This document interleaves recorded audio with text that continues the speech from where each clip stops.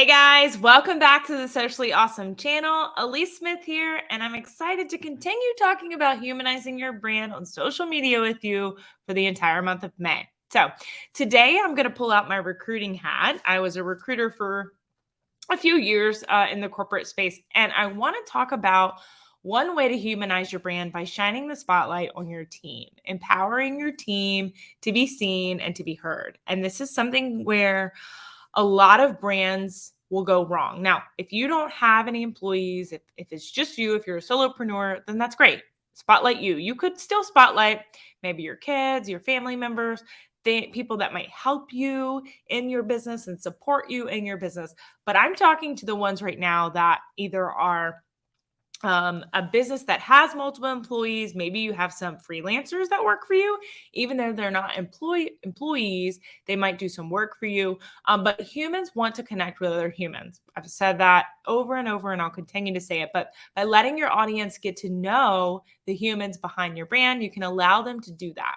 So having your own team members as your social media avatar can really help. So the login page, you could show the audience side of the company.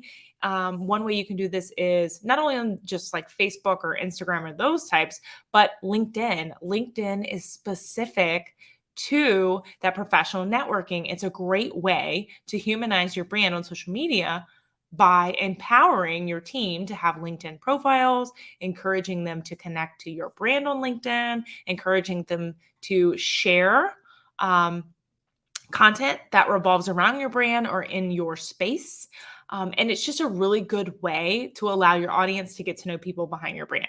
So seeing a face rather than a logo can help people make that connection. It can make the brand appear less robotic. It can really have that human factor and prompt further engagement with your people, your audience. So if they get to know their local, I'll give you an example. So you go in your local State Farm. I'll give them a shout out. Why not?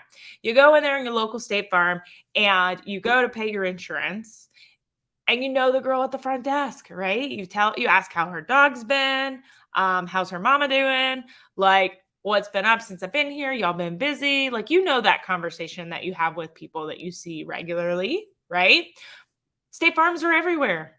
I would not know the person in the State Farm in Michigan. I wouldn't know the one in California, but I know the one right up the street. Right? That is because I have a human face connected with that brand in my brain. And that is what you're trying to do. So it only takes like a tenth of a second for a viewer to make a first impression, to get their first impression. And having an appealing profile picture or a face versus a logo can really help getting that brand started off on the right foot. So humanizing your brand can really build that deeper connection. And we've gone over this over and over, but recruiting, this helps with recruiting. So if you are in a business where you have turnover or where you need to hire employees, you need to bring people in, what attracts people to work with you? What attracts people to your brand? It could be the pay, it could be the benefits, it could be the flexibility, it could be so many things. But 8 times out of 10, what keeps them there is the culture.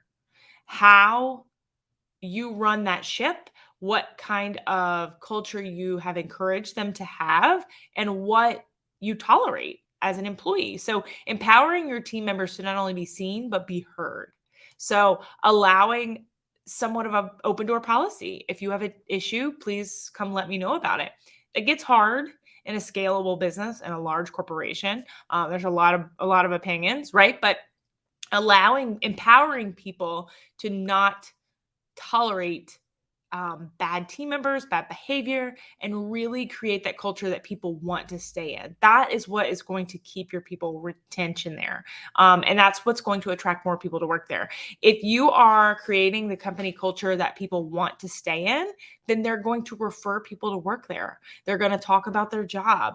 When they're out and about socializing, they might talk about what happened at work this week. If people hate their job and they don't like the culture of where they work, they're going to continue complaining about it.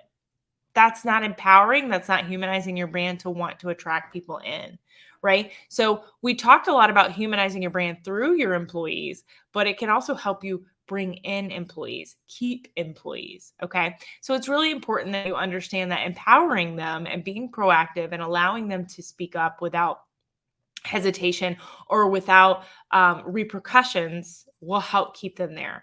And in return, what's going to help you on social media, because that's what I really coach about. I really coach about social media, is they're all going to be advocates for your brand. If your employees are happy, they're going to talk about it on their socials, in their daily lives, out with their friends, out with their family. They're going to talk about their job. They're going to post the award that they won. They're going to share when you recognize them on social media for a great job. They're going to share it. They're going to be advocates for your branding. And that's why it's so important to empower your team to be seen and to be heard, because you want them to know, hey, I see you. I see what great of a job you're doing. I see how you're making an impact here.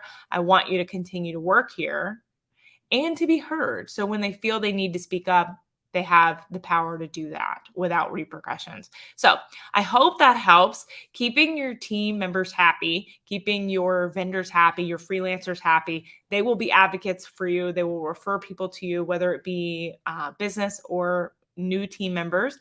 And it can only come back tenfold to you when humanizing in that era. So if you got any value out of this episode, please leave us a review. Absolute best compliment that you can give. As always, take a screenshot, post this in your stories, and tag me wherever you're listening, whether it be in the Facebook group, on the YouTube channel, or on the podcast. Tag me. I'll share it to my own stories. That's the best way to grow your audience, is to get in front of other people's audiences.